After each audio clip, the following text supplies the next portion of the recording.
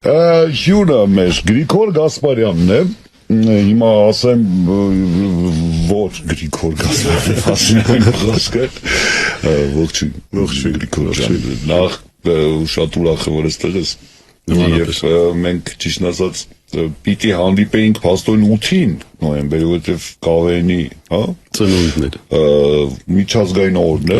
հետեւաբար, բայց 8-ը շաբաթ էր, մենք այդպես տեղափոխեցինք երկուշաբթի եւ շատ ուրախ ենք, որ այստեղ նոր հայերի սիրված անդամ մասնակից Գրիշը, նույն ինքը Գրիգոր Գասպարյանը այսօր մեզ մոտ է եւ մենք խոսելու ենք ամեն ինչի մասին։ Շնորհակալություն, որ եկար այստեղ,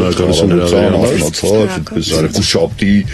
խցանումներով եկար հասար մեզ եւ մենք իհարկե այսօր շատ հարցեր ունենք, հաշվառնու ժամանակը քիչ է, փորձենք խմբավորել, նախ հիշենք անցյալը, հետո խոսենք ինչով է զբաղվում հիմա։ Դե գաղտնիք չէ, որ բոլորս էլ ապրում էինք կավենով, ինչը մի ժամանակ կար, որովհետև դա հումորի նոր ձևաչափ էր, բացարձակ նոր, իհարկե միջև այդ բարեբախտաբար մեկ ուրիշ, այսպես կարելի ասել լեգենդար կավենի թիմը արդեն շատ գործ էր արել, որպեսզի կավենն անկալելի դառնա, հետո դուք էլ արդեն եկաք, արդեն նոր շունչ տվեցիք։ Այո, լրիվ նոր։ Երևանի բժշկական ինստիտուտի կավենի թիմի մասին։ Հա, այո, իրենց նայելով մենք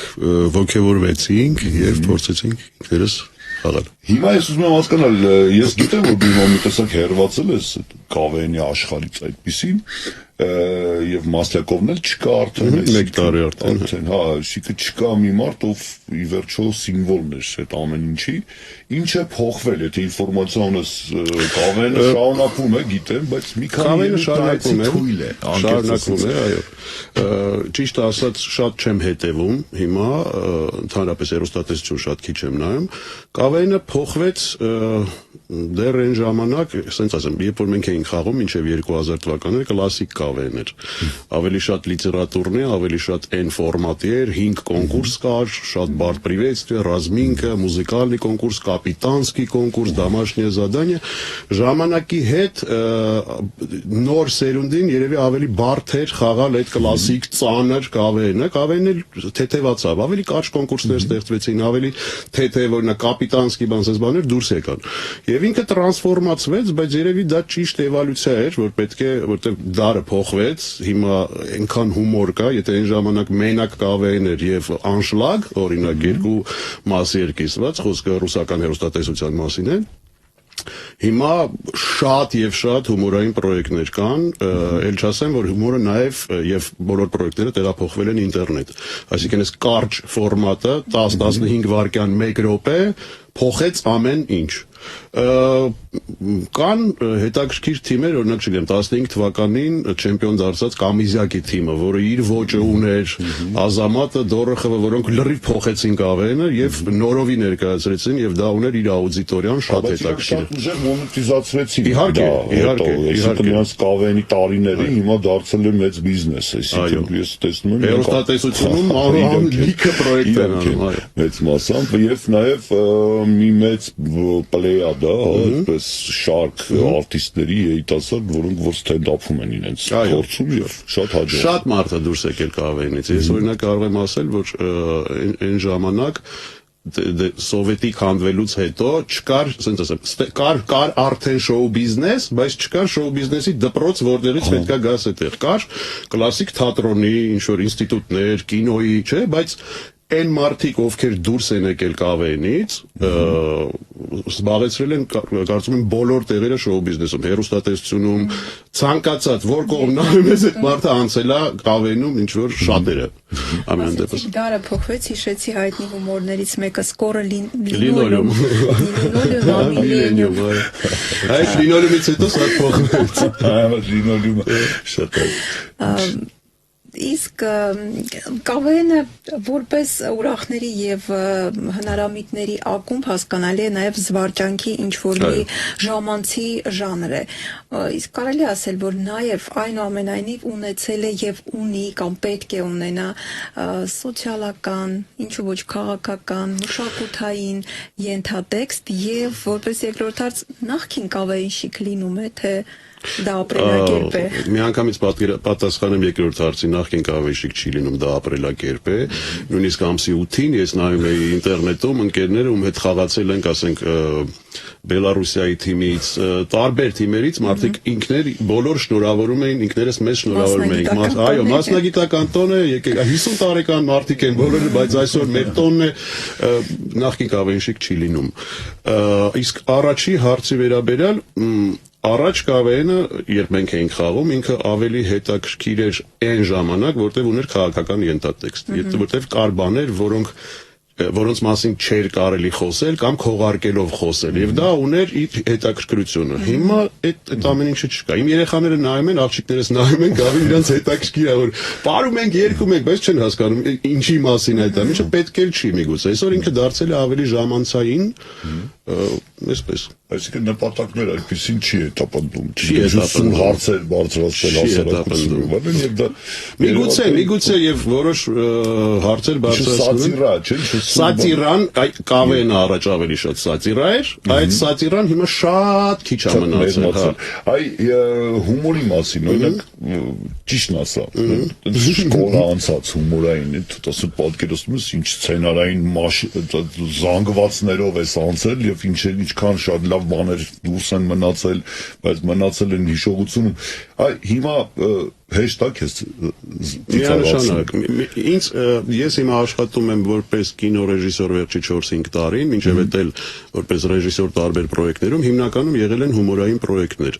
Իհարկե ժամանակի հետ հումորը փոխվում է, իհարկե երիտասարդները ավելի ճիշտ, ավելի հետաքրքիր, ավելի հասանելի հումոր են մատուցում այսօր, բայց դպրոցը, որը դու անցել ես, շատ է օգնում հիմա, այսինքն այն ժամանակ հումորը մատուցելու ձևը, հումորը ինքը որպես մեխանիզմ, ոնց ես կառուցում, ոնց ես հասկանում, ոնց ես գրում, ոնց ես փորձում մարդկանց վրա, չէ՞ որ այն ժամանակ 175 կամ 180 միլիոնանոց աուդիտորիայի վրա ենք աշխատում։ Բայց ներողություն, բազային գիտելիքներ ունենալով հումոր ստեղծելը այլ բան է, բայց այսպես վարքյանական ժպիտ կամ ծիծաղ առաջացնող հումորը այլ է։ Միանշանակ։ Չէ, բայց հիմա մեջից պետք է լինի, դու Զոշենկո, Դավլատով, ասենք Ժվանեցկի, Իլֆու Պիտրով, այսինքն միանշանակ այդ ինտելեկտուալ միանշանակ։ Ես ավելին ասեմ, ինչով էր տարբերվում նախկին կավեենը 90-ականներին, օրինակ 91 թվականին Երևանի,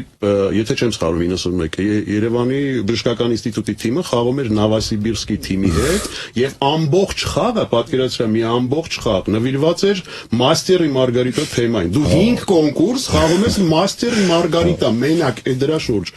Մենք խաղացինք 97 թվականին էլի Նովոսիբիրսկի թիմի հետ ու թեման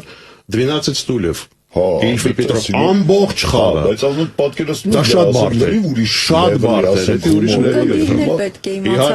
իհարկե, այսօր պրակտիկորեն անհնար է տենց կավեն խաղալ։ Ես ճիշտ ասած հիմա տենց ներկայացումների, ֆիլմերի ժամանակ, օրինակ դահլիճը սկսում է ծիծաղալ, նայում եմ կողքերս, նայում եմ մարդկանց դեմքին, ու ասում եմ ինչի՞ եք ծիծաղում, հարգելիներս։ Շատ փոխվել է։ Բայց ես չի ծիծաղացնում ինձ դա հասկանում, ես մեկ հրավիրում են տարբեր միջոցառումներ, ստենդափի եւ այլն, դե պարզ է շատ տաղանդավոր ջանել են, պատրաստվել են։ Ինչ որ ձևով ինձ ստիպում եմ ծիծաղալ, բայց դա արհեստական է։ Իրականում որևիցե շատ չնչին ինչ որ բաներ, նշույլներ կարող են լինել, որոնք չգիտեմ, միգուցե մենք լկստված ենք, այսպես ասած, միգուցե եւ կարող լավ իմաստով լկստված ենք։ Ամեն դեպքում աուդիտորիան է թելադրում։ Ես չեմ ուզում ասեմ, որ առաջ ավելի լավն էին, հիմա ավելի վատն են։ Դրա մասին չի խոսքը, բայց ինտելեկտուալ հումորը այսօր բանջարկը շատ ավելի քիչ է։ Աուդիտորիան ուզում ավելի հեշտ, ավելի թեթև հասկանալի դրամաս։ Այո, դուք կատակերգային ֆիլմեր եք նկարում։ Այդ ծիծաղից էինք խոսում։ Համեմատության կարգով ավելի հեշտ է ծիծաղեցնել, թե նաև լինում են ձեր կյանքում դեպքեր, որ շատ հեշտությամբ ձեզ են ծիծաղեցնում։ Որն է գերակշռում։ Ես եթե կարելի է մի բան էլ ավելեմ, դերասանը պիտի ծիծաղեցնի, թե իրավիճակը։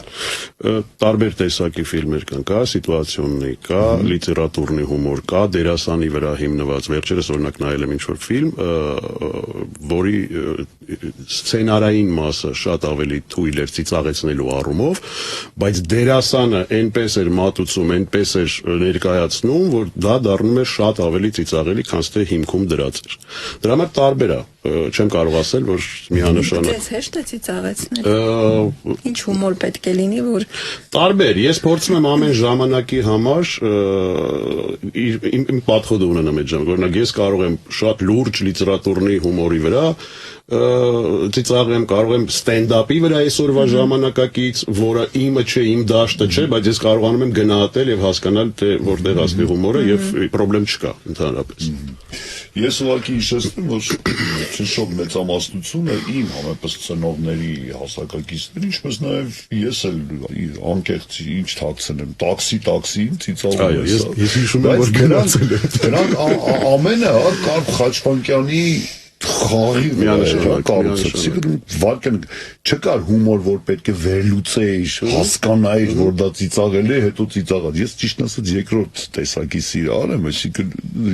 հումոր, որ միանգամից չես հասկանում, այլ պետք է ինչ-որ մի հատ ժամանակ ուղեղդ վերլուծի,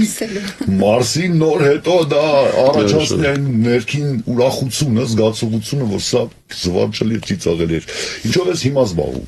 Հիմա զբաղվում եմ վերջի 4 տարին կինոռեժիսուրայով, ես եւ իմ ընկեր Արման Սարգսյանը միասին նկարում ենք համատեղ համառեժիսորներով, սա արդեն 4-րդ ֆիլմն է։ Նկարում ենք կատակերգություններ, նախորդ ֆիլմերը եղել են Բարիո, առաջի ֆիլմը եղել է որտեղ հրավիրված ռեժիսորի Վիշապ ֆիլմներ, որը որ կոմիքսներով առաջին հայկական սուպերհերոսի մասին, իր դժվարությունները ուներ, իր խնդիրները ուներ, բայց արտադրական շատ մեծ պրոբլեմ, այո, իհարկե, որտեղ սուպերհերոսի մասին ֆիլմը պատկերացնում եք ինչ լեվելի գրաֆիկական աշխատանք պետք է ունենա։ Եղել է, ֆիլմում էլ եղել է ամեն ինչ եւ սիրվել է, լիքը մարդ սիրել է։ Իր սպեցիֆիկների ֆիլմի բյուջեի 10-ից 15%-ը մենակ ծախսում է, առանձին տիեզերք է, բյուջետ անհամեմատելի է։ Հետո սկսեցինք նկարել մենք ինքներս, այսինքն մենք նաև պրոդյուսերն ենք ֆիլմերի, նկարեցինք 2 ֆիլմ սկզբից Արմանի հետ եւ Մհերի Մխիթարյանի հետ Բարիոր ֆիլմը եւ Բարիոր 2, առաջինի հիմքում դրված էր Ձենսուրկա Ձենսուրկա ռուսերեն ասեցի դրա, Ձենսուրկա ամերիկյան ֆիլմը Bill Murray. Այո, կլասիկ, շատ ուժեղ, հումորի մասին ենք ասում, հումորը կարող է լինել եւ բնատուր, ասենք պահի տակ, չէ, էքսպրոմտներ, բայց նաեւ կա, եթե դու զբաղվում ես դրանով որպես բիզնես, ինքը մեխանիկական, ճիշտ, ստրուկտուրա, սիստեմա ունի։ Մարդը կարողանում է ծիծաղեցնել։ Այդ Bill Murray մասին ենք ասում, այո։ Դրանով է նա ուժեղ դերասան։ Մենք վերցնում ենք ֆիլմի ստրուկտուրան, մեխանիզմը, որը աշխատող է, եւ ստեղծում ենք դրա հայկական տարբերակը, որը նաեւ սիրվեց։ Հիմա աշխատում ենք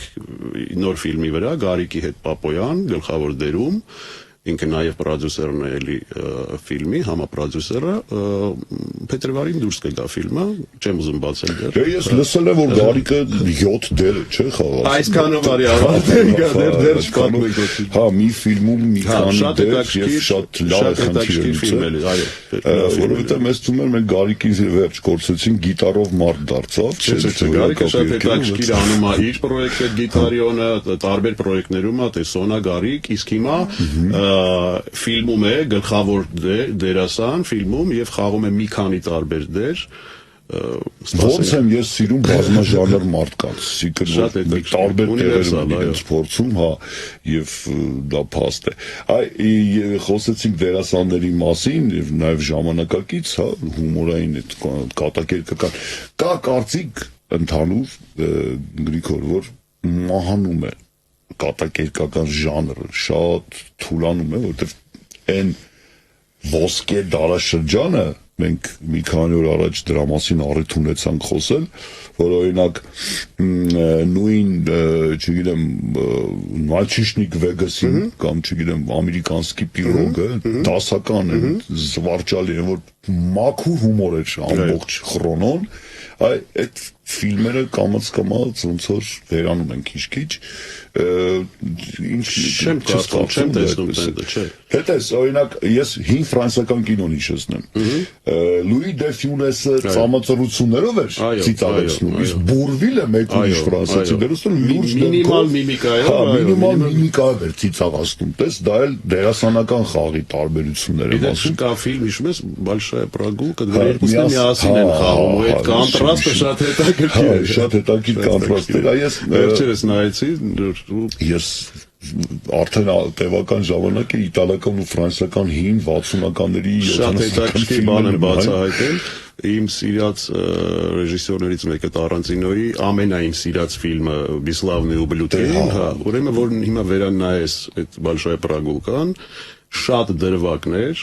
կոնկրետ վերցրել է հենց այդ ֆիլմից։ Ինքն էլ գիտես որ սիրա արա հին ֆիլմերի նայելու։ Այսինքն նկարահանելուց ֆիլմ երկրորդ համաշխարհային պատերազմի մասին ինքը ուսումնասիրել է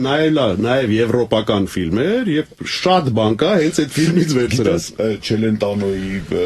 իտալական այդ ոսկե դարաշրջանի կատակերգական այդ թեթև ֆիլմերը, չասեմ Ֆելինիները, ասեմ, չգիտեմ, Բյունուելները եւ այլն, ավելի թեթև կինեմատոգրաֆ որնամ, գիտես առաջին միտքս որն է, ինչ Եվրոպա ենք մենք կորցրել, ինչ Եվրոպա է, դες ինչ երկիր է, ինչ մշակույթ է, ինչ կուլտուր, ինչ նորաձևություն, գեղեցիկ, այդ նրբիկ կանայք, որոնք մի խոսքով դրանք հետաքրքիր, հիմա դե տենց Չելենտանոյին մենք սովետական հեռուստադիտողը գիտեր ֆիլմերով, մի քանի ֆիլմով, որը պրակատով գալիս էր հասնում էր, բայց հիմա արդեն որ ինտերնետ արդեն կա, հիմա սկսում ենք նայել, որ այդ ժամանակ նույն 60-ականներին, 70-ականներին, որ ինքը նաև ֆիլմերում էր նկարում, ոչ թե ֆիլմերում էր նկարում հետո մնացածը։ Ինքը ուներ երեկոյան շոու, այդ ֆանտաստիկո շոուն, որը վիչերնի շոու էր։ Late night show եւ իտալական, եվրոպական ֆանտաստիկ շքեղ ու դու հասկանում ես այդ ինքը տեղից սկսել է ու արդեն մնացածը արդեն կինոյում էլ է նաև արտահայտել։ Գրիգոր, չշող մեծամասնությունը թիմի, այսպես թե այնպես ինքնա արտահայտվում են, ռեալիզացվում են Ռուսաստանում։ Ես որքան գիտեմ, չգիտեմ, ժամանակ առ ժամանակ տեսնում եմ թիմակիցներին Հայաստանում, Երևանին զբոսնում են ուրախ բան, փաթաթվում, բարևում են, բայց հարցին եկել ես մնաս, մեծ մասամբ ասում են դե չէ, յուր են գալիս ենք այնտեղ ենք աշխատում, ինչու ես Հայաստանում, ինչ չունես Ռուսաստանի հետ գործնական կապեր, ժամանակին աշխատել եմ 2008 թվականին, նախ 98-ից 99, 2000 թվականներին Մոսկվայում էի աշխատում, հետո 2 տարով տեղափոխվեցի Միացյալ Նահանգներ, հետաքրքիր փորձեր են տեղել, կոմպյուտերային գրաֆիկական աշխատանք այն ժամանակ նոր էին ստեղծում ծրագրեր այդ պրեմիերները, մոնտաժային, After Effects-ները, բան ինձ շատ հետաքրքիր էր, որտեղ 94 թվականից ես ինքս զբաղվում էի դրանով։ Լիքը փորձ ձեռք բերեցի այն ժամանակ այնտեղ, հայկական TV ունեինք այն ժամանակ, ինտերնետ այդքան զարգացած չէր, ասենք կլիպերը Հայաստանից ուղարկում էին կասետներով, բետակամով, այդպես լավ փորձ էր։ Վերադարձա Հայաստանում Մենչի հետ մի քանի պրոյեկտ արեցինք, Բլեֆ, բան մի քանի պրոյեկտներ արեցինք, ու հետո 2008-ին ես գնացի Մոսկվա, 2008-ին Comedy Club-ը արդեն կար, ես աշխատում էի որպես ռեժիսոր ոչ թե հիմնական ծրագրի Comedy Club-ի, այ մեջը կլիպեր այդ USB խումբը կար, Սերժ Գարելիկը, այդպես վիդեոներ կար, որը բաներ ունեին, հարցազրույցներ են վերցնում։ Հա, իմ մասով նախապես արած վիդեոներ էին, որը կլիպեր էին կամ փոքրիկ վիդեոներ, որը մտնում էր այդտեղ։ Հա, բայց ինչ եք ես հետո լիբերեց Հայաստանը, ուսում հասկանալ։ Երեխաներս մեծանում էին եւ ես վերադարձա, papan ինքնաթիռներում չէր կար այդքան ժամանակ անցկացնել, խոպանից պետք էր վերադառնալ։ Ես այլևս հարցեր չունեմ։ Հումորի թեմային վերադառնանք, հասկանալի է, որ հումորը չի կարող էվոլյուցիա չապրել։ Եվ ճիշտ է, մենք այսօր նոստալգիկ տրամադրությամբ կարող ենք դիտել եւ նույն Արկադի Ռայկինին, հատկապես ավագ սերունդը, եւ Չապլինը չի կորցնում իր ակտուալությունը։ Բայց բոլոր դեպքերում հումորը ապրում է իր զարգացումը եւ հայկական հումորին եմ ուզում անդրադառնալ, որովհետեւ դուք ձեր հետ բերեցիք նույն կավեն հայկական ակցենտ եւ հումորների մեծ մասը կապված էր հայ ազգի առավելությունների, թերությունների հետ։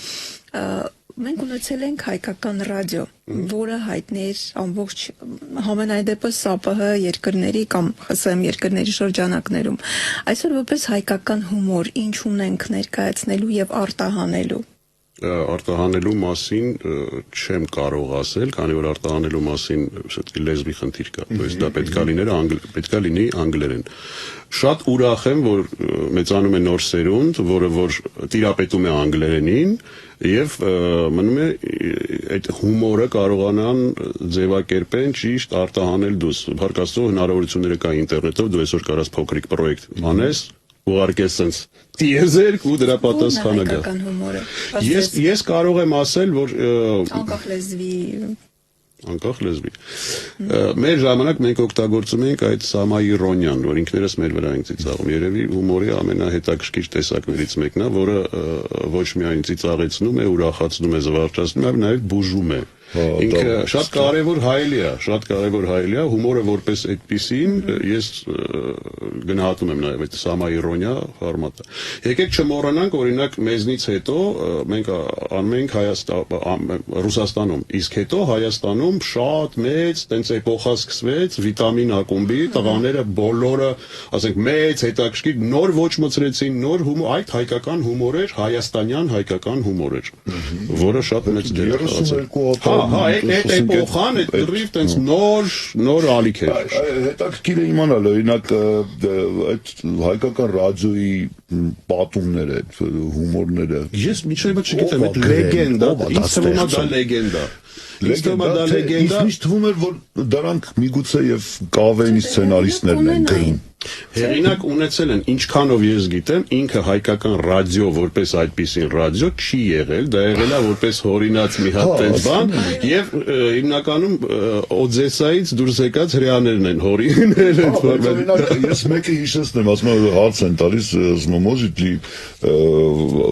женщина забеременеть от валерьяных капель, ասում եմ, да, если валерьян здоров, то вполне себе։ Հիմա հա, ուզում եմ ասել, այդ տիպի կարճ փոքրիկ մտքեր շատ են, ես ճիշտ ասած առանձին ժողովածու եմ տեսել ու միշտ նայում եմ ասում հեղինակներ չկան հեղինակներ։ Շատ տարբեր են հեղինակները, այդտենց ոնց որ միտքը ընդհանուր կա ու արդեն տարբեր մարդիկ հորինել են։ Գիտես, իմ մոտ խորը համոզմունք կար, որ հենց նորից եմ այդ միտքս կրկնում, որ կավեինի սցենարիստներն են գրել։ Ինձ թվում է ժողովրդի մեջ էլ ծնված ինչ-որ իրավիճակներից սրամտություն մեկը միտեղ մի բան պատասխանել է,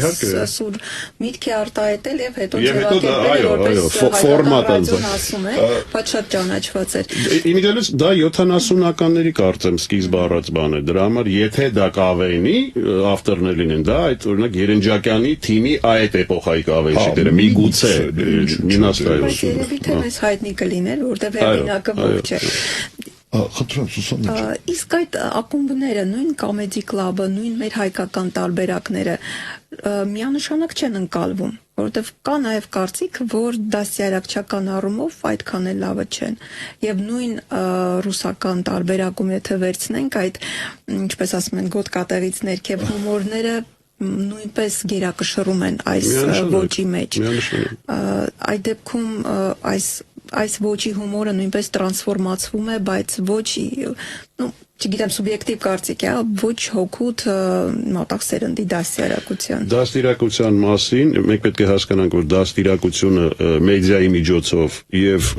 կոմերցիան մեդիայի միջոցով տարբեր բաներ են։ Հա, եւ գերակշռում է իհարկե մեդիայում կոմերցիան։ Իսկ այս դեպքում թելադրում է պահանջարկը, այո, պահանջարկն է թելադրում։ Բայց միշտ է պետք գնա պահանջարկի։ Ի վերջո սերնդի հարց է։ Տես օրինակ Եվգենի Պետրոսյանի հումորում օրինակ չկան գոտկատեղից ցածր բաներ, բայց շատ բաներ կան Զոքաջի մասին, հա սկսել է։ Դες մեխա պանորամայի սաստավը ալտավ եւ այլն, ասենք սիրահարները կարծում եմ շատ ծանր կնկալ են Comedy Club-ը։ Comedy Club-ներն էլ ենթադրվում է հարգանքով են վերաբերվում այդ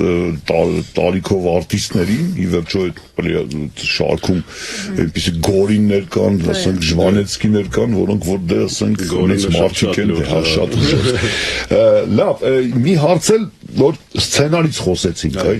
թույլ տեղն է ընդհանրապես կինոյի համաձայնվի։ Ամբողջ աշխարհում, այո, Հայաստանում չէ, ասում Հիմա տես ավելի դժվարանում է խնդիրը, երբ որ պետք է հումորային դրվագում երկխոսություն լինի։ Հիմա մենք անգլերենում տեսնում ենք կինոյում ազատ են, մեջը կարող են նույնիսկ հայրանքները կապոցել թեթև մեր մեջ հələ այրով վերջավորություն խնդալ ցուցակելու փոխարեն եւ այլն դրանք շատ գրեիք են լսում այո ականջի համար ես մի քանի դրվագներ կա ֆիլմերում դեռ ուզում են ծիծաղեցնել դե հասկանալի է որ ակադեմիական հայերենով խոսելիս ասենք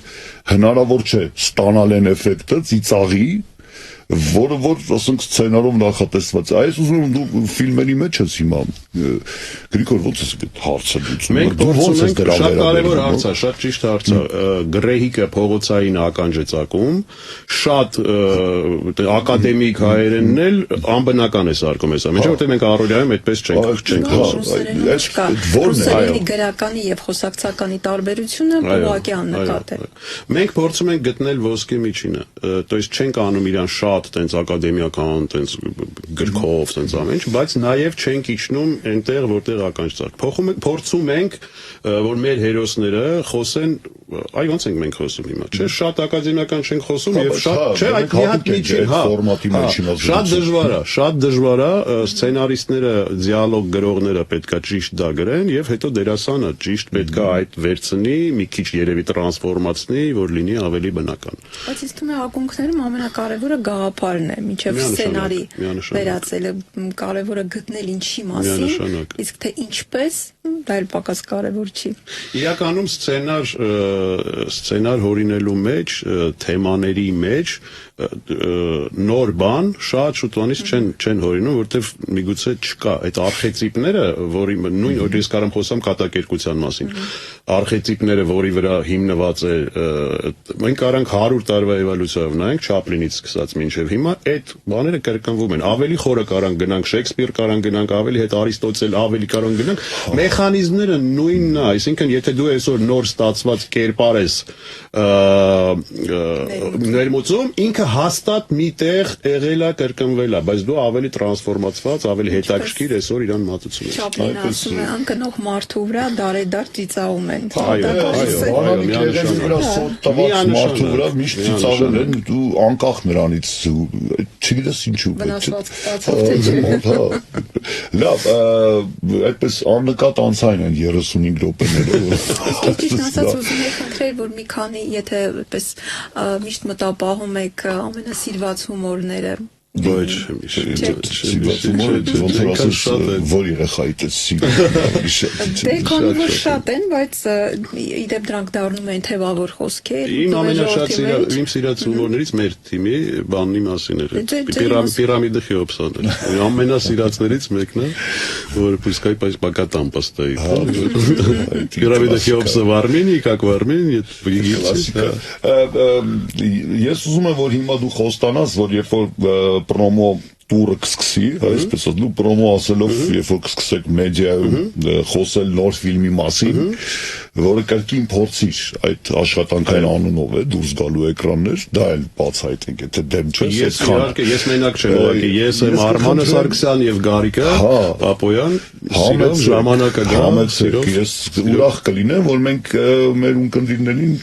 այդպես հեղինակների անունից մի քիչ ֆիլմի մասին խոսենք, համ էլ ի վերջո ձեզ էլ է երևի պետք է լի որ մարդիկ ցեկոս մի քանի տոմսել ավել գտնեն, էլի վատ չէ։ Ես решեցի, что такое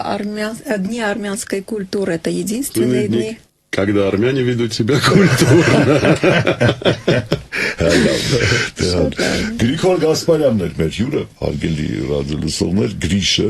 նոր հայերի Գավենի, նոր հայեր Գավենի թիմից եւ ներկայումս արդեն կինոռեժիսոր եւ արդեն տևական ժամանակ կինոգործիչ եւ վստահ եմ սա բառեր ես ասում կինոգործիչները զբաղվում է կինոյով դա է մի տեսակ շատ մակերես կինոգործիչները կներանան ասել ես 3 կավեին շիկ այսօր կինո չէ ես ունեմ կինոյով զբաղվում է նաեւ այն աղջիկը որը վրցինով օրինակ չգիտեմ գրիմ է դնում ասում զբաղվում եմ կինոռեժիսոր Այդ դա լրիվ տեղ է գցած եւ շատ լավ է որ դու այդ հետաքրքիր ասպարեզում ես նաեւ ինքնարտահայտվում վստահ եմ որ դա վերջին տեղը չէ որտեղ դու քո ուժերը կփորձես համոզված եմ տեսակը թե այդպիսին նոր բաներ ես միշտ փնտրում ու շատ հաճելի է դա տեսնել դրա պրոդուկտները շնորհակալություն որ եկար Մենք հոգով կալեին խոստացանք ունկնդիրներին որ կհանդիպենք միգուցե արդեն նոր սկսված տարվա սկզբին ենթադրվում է հունվարի կեսերին որովհետև պրեմիերան ծրագրած է փետրվար եւ միգուցե մի քիչ ավելի ուշ մի խոսքով մենք կսպասենք կրկին քեզ արդեն ընկերների հետ որովհետև ում ասացի Արմանինը լավ գիտեմ ասում Գարիկն է լավ ընկեր է մի խոսքով շնորհակալություն որ եկար մի փոքր ուշացումով շնորհավոր կալեին դա էլ իհարկե մոռացանք շնորհակալություն լավագույն բաներ ինչ մեզ հետ պատահել են երիտասարդության դու պատկերացնում ես այդ ստրեսային ժամանակաշրջանում ինչ լույս է այդ ամենը ու ինչ հպարտությամբ էինք մենք